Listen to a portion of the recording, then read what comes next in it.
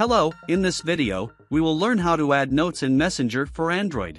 Don't forget to like the video and subscribe to the channel, and activate the notification bell to receive all updates. Let's get started. First, open the Messenger application. Here, you will see your Facebook account picture with a plus icon next to it. Click on it. Here, you can enter your notes or anything that comes to your mind and you want to share with your friends. Then, press Share.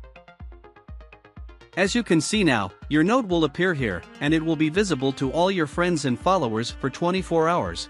If you want to change it or remove it, click here again.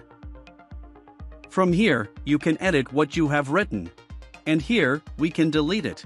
Now, I will delete the post. Click on Delete.